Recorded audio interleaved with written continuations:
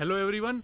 देखिए, इस वीडियो में हम देखते हैं कि जो हमारे पास साल्ट अफेक्टेड सॉइल्स होती हैं उसको हम किस तरीके से जो है रिक्लेम कर सकते हैं, किसके थ्रू, अगर हम प्रॉपर उसमें हम रिक्लेमेशन करेंगे लीचिंग के थ्रू। देखिए, एक मेथड होता है, सिर्फ एक ही मेथड होता है जिसकी वजह से हम साल्ट अफेक्टेड सॉइल्स को रिक्लेम कर सकते हैं।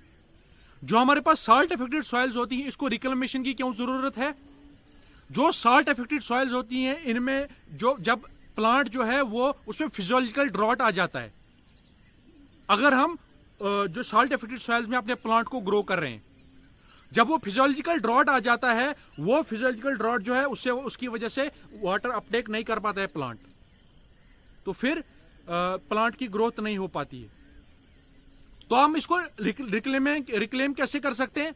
जो हमारे पास साल्ट अफेक्टेड सॉइल्स होती हैं इसको रिक्लेम करने का तरीका है, जब बारिश होती है हमारे पास, तो जो या तो हम अगर हम इरिगेशन डाल रहे हैं अपनी सॉइल के अंदर, उससे क्या होगा, इन्फिल्ट्रेशन हो जाएगी, पर्कुलेशन हो जाएगी। जो अगर हमारे पास सॉइल के अंदर प्रॉपर पोरोसिटी है, प्रॉपर इन्फिल्ट्रेशन हो रहा है, प्रॉपर पर्कुलेशन हो रहा है, तो उससे क्या होगा, वो साल्ट उस पानी के साथ मिल जाएंगे और वो पर्कुलेट कर जाएंगे डीप बियॉन्ड रूट जोन। तो जो वो साल्ट जो वाटर लीचिंग हो जाती है वाटर की, वो किनके थ्रू होती है? वो मैक्रोपोर्स के थ्रू होती है। देखिए, सॉइल के अंदर माइक्रोपोर्स होते हैं, मीजोपोर्स होते हैं और मैक्रोपोर्स होते हैं। जो माइक्रोपोर्स होते हैं उनके थ्रू नहीं लीचिंग होती है, लेकिन जो मैक्रोपोर्स होते हैं उनके थ्रू लीचिंग हो जाती है। और सॉइल के अंदर 50-50 प्रोपोर्शन होता है मैक्रोपोर और माइक्रोपोर का। लेकिन क्या होता है, जब बारिश पड़ती है, जहां जो हवा की वजह से क्या होता है, वो एग्रीगेशन टूट जाता है। एग्रीगेशन जब उसके अंदर टूट जाता है, वो एग्रीगेशन जब टूटता है उसके वजह से जो सॉइल के अंदर जो माइक्रोपोर्स बढ़ जाते हैं और मैक्रोपोर्स कम हो जाते हैं। तो 50-50% माइक्रोपोर और मैक्रोपोर होने चाहिए, लेकिन जब वो होते नहीं है तो वो साल्ट नहीं निकल पाता है सॉइल के थ्रू। तो उसके लिए हम क्या कर सकते हैं, जब जो मैक्रोपोर्स होते हैं वो किस तरीके से सॉइल के साथ जुड़े होते हैं, वो वीक वैंडरवाल फोर्सेस, हाइड्रोजन बॉन्ड्स या वीक फोर्सेस के थ्रू आपस में जुड़े हुए होते हैं एग्रीगेट बनाकर। तो क्या होता है, वो जब टूट जाते हैं उनकी फिर जब हम उसको रिक्लेम कैसे करें? जब हम सॉइल के अंदर ऑर्गेनिक मैटर को इंक्लूड करेंगे। वो ऑर्गेनिक मैटर क्या करेगा? वो ऑर्गेनिक मैटर पॉलीसेकेराइड्स को सिक्रीट करेगा, कैटायन एक्सचेंज कैपेसिटी सॉइल के अंदर बढ़ाएगा।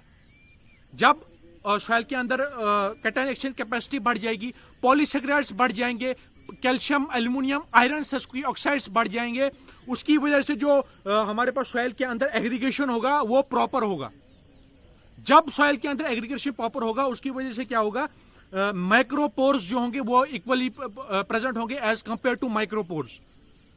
जब वो माइक्रोपोर्स और मैक्रोपोर्स इक्वली प्रोपोर्शन में होंगे, तो जब हम एप्लीकेशन करेंगे इरिगेशन का, या जब बारिश पड़ेगी उसके थ्रू वो साल्ट उसके साथ मिल जाएंगे और उनका लीचिंग हो जाएगा, डीप बियॉन्ड रूट जोन निकल जाएंगे वो साल्ट हमारे पास, और सॉइल हमारे पास रिक्लेम हो जाएगी। दूसरा मेथड क्या कर सकते हैं, हम अगर एक्सेसिव हमने टिलेज नहीं करनी है सॉइल के अंदर, अगर हम एक्सेसिव टिलेज करते हैं उससे क्या होता है, एग्रीगेट्स टूट जाते हैं। जब एग्रीगेट्स ही टूट जाएंगे तो मैक्रोपोर्स भी टूट जाएंगे और उसकी इन्फिल्ट्रेशन नहीं हो पाएगी हमारे पास सॉइल के अंदर। और देखिए, जो जितनी अच्छी हमारे पास मतलब इरिगेशन हम कर रहे हैं, उतना अच्छा जो कंसंट्रेशन है हमारे पास ऑर्गेनिक मैटर का, वो जितना ज्यादा हम ऑर्गेनिक मैटर का कंसंट्रेशन ज्यादा रखेंगे, ह्यूमिक एसिड्स, जो बाकी जो ऑर्गेनिक मैटर जो एक्सक्रीट करता है एसिड्स, वो बढ़ जाएंगे और सॉइल के अंदर हम अपनी जो उसमें प्रॉपर्टीज हैं उसको हम बढ़ा सकते हैं।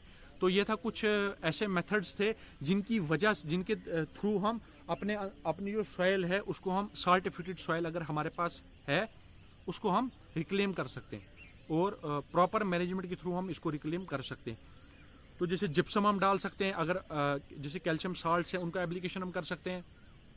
तो ये कुछ ऐसे मेथड्स थे जिनकी मदद से हम अपनी सॉइल के अंदर जो है उसकी प्रॉपर्टीज को अच्छा कर सकते हैं। तो अगर और दूसरी चीज आती है इसमें, देखिए, अगर हम साल्ट अफेक्टेड सॉइल है, जैसे हम इतने महंगे तो केमिकल्स मिलते नहीं हमारे पास, तो हम जिप्सम डाल सकते हैं क्योंकि इसमें भी कैल्शियम होता है, वो फ्लोक्यूलेटिंग एजेंट होता है। जो वो फ्लोक्यूलेटिंग एजेंट होता है वो भी सॉइल की प्रॉपर्टीज को बढ़ाता है। ये सॉइल की एग्रीगेशन को बढ़ाता है। Thank you.